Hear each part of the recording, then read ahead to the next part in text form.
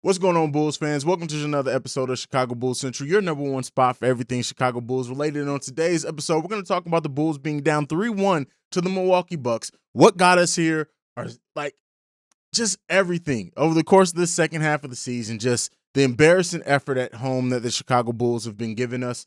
What we can look forward to going into the offseason. How does this season fluttering in the way that it did will affect what AK and Eversley do in the offseason? We'll get into all that and more right after this.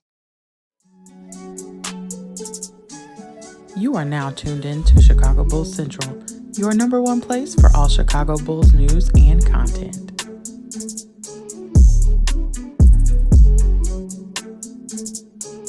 All right, Bulls fans. So you guys know I've been dealing with health issues. I can proudly say I feel the best that I have in about the month that this has been going on. So we're on the uptick there. I know I haven't been given the post game shows as frequently as what I was before. I tell you guys during the last game, I just didn't have it. Couldn't give it to you guys, man, and I apologize, especially it being playoff, especially the way the last two games ended. But I will, and I am happy to say that we should not have that issue with the little bit of time that we have left in the playoffs. But with that being said, the Bulls lost games 3, games 4 at the United Center, embarrassing fashion. This was not the effort that we wanted to see from the team on our home court. It was embarrassing. It was not becoming of a team that even respects its fan base, right? And I know some people may hear that and say that, Haize, you're being a little harsh on that one. I'm sorry. When you don't have a home playoff game in 5 years, and I get it, I'm not even saying that the Bulls should have won. I'm talking about the effort in which they gave to get blown out in game 3, in game 4, to get embarrassed again. That's just not going to cut it. The fact that the Bucks were dancing on our court, taking us lightly, laughing, joking, all that is disrespectful. And hopefully this team looks at that over the course of this offseason and really, really tries to address some things and address their own toughness, addresses their own heart, addresses their own mental fortitude. Because if this team wants to do anything, that has to be the thing that's addressed. You have to protect home court in some shape, form, or fashion, right? Again, that's not to say you can't lose on home court. That's not to say the Bucks are the better team, right? The Bucks are the better team, and that's one of the things that have been shown over the course of the series and how things have gone. The Bucks are by far the better team. They have the transcendent star, all of that. And this series went the way that a series should go in those cases. Period, point blank. It's embarrassing. It sucks. But hopefully this team looks at themselves and figures some things the hell out going into this offseason. Now, some people may say, is it really over yet?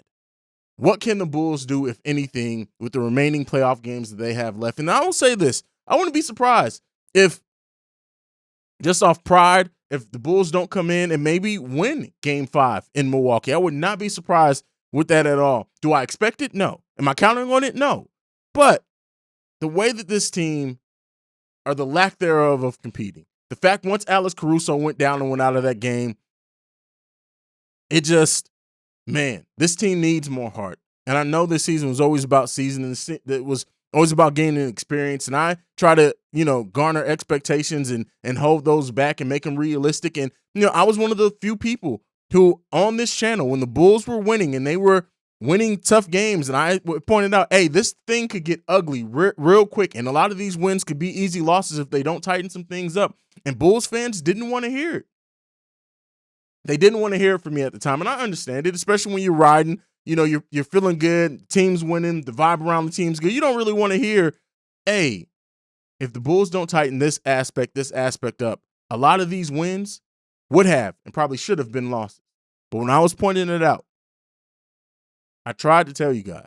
I really tried to tell you guys. I really tried to be objective in the way that I was talking about what this team was doing and what I saw from this team.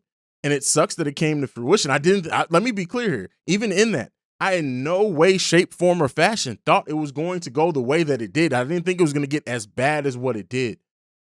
But hopefully this team really looks at it. And one thing that I think that's clear here is that even with Lonzo Ball, a lot of this doesn't go away. But it does solve and helps fix a lot of it. And I can't wait to see this team fully healthy again. But Zach LaVine over the course of this season, whatever he needs to do to get healthy, he has to be the number one. Having DeMar DeRozan, a player that is not a three-point threat, a player that, while very effective, right? And what he can do mid-range wise and what he can do in leadership wise and what he's done in the fourth quarter, all amazing. We need more than that. We need more than that if we're going to ever make a run and to turn this team.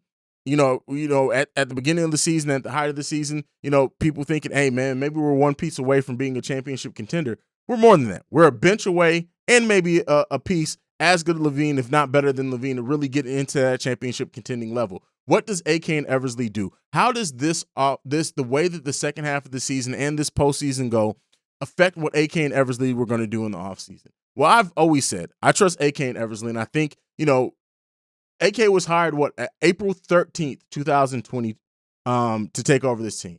It's been right at 2 years, and what he's been able to do in that 2 years has been great.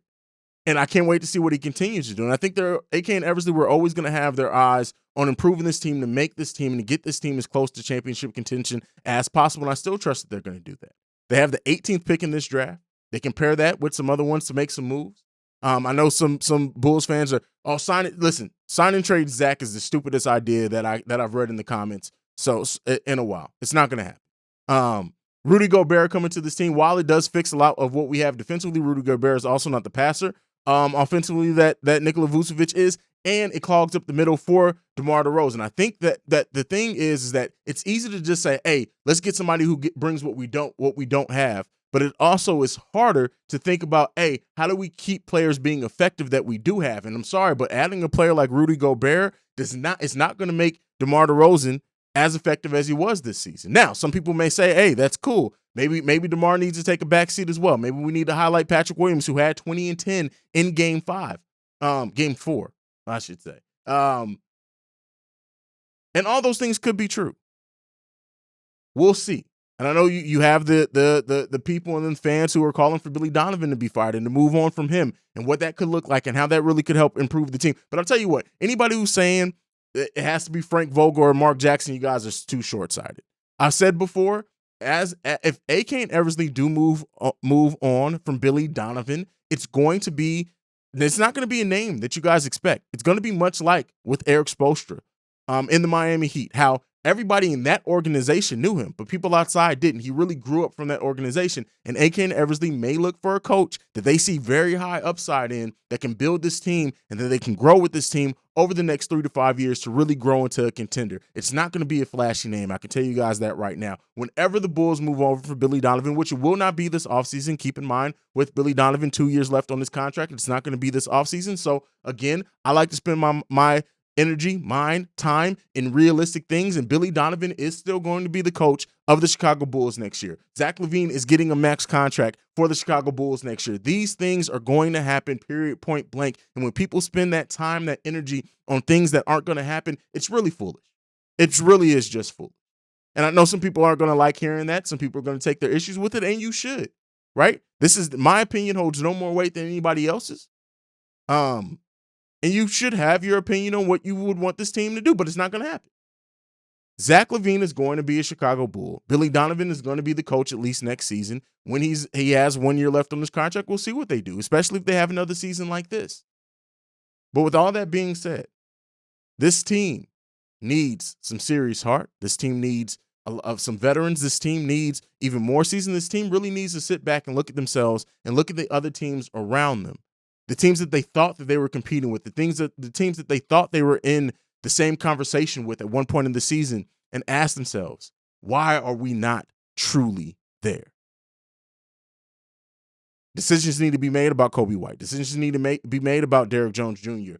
Decisions need to be made about Troy Brown Jr., Tony Bradley, Tristan Thompson. All these decisions are going to be made this offseason. And the thing is that we may see a completely different bench come into this team and a vastly improved bench, I hope, as well. And what, if anything, this front office does for the starting lineup, it remains to be seen. And I've said it before, I don't think anybody outside of a few people are completely in the clear on this team. Now, some people are going to be more difficult and less likely to be moved, less likely to move on. But AK and Eversley are going to do what needs to be done. I trust until they show otherwise. I remain and keep my trust in them. And that's what this video is for.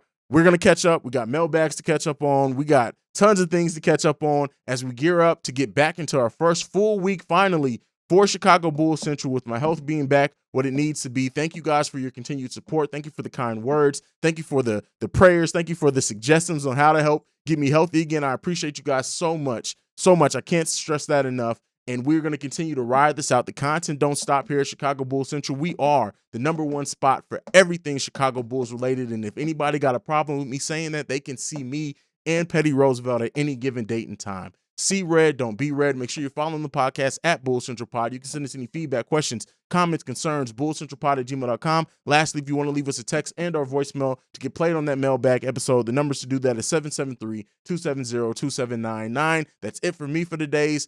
I love you guys. Go Bulls. See red. Peace, y'all. This has been a presentation of the Break Media.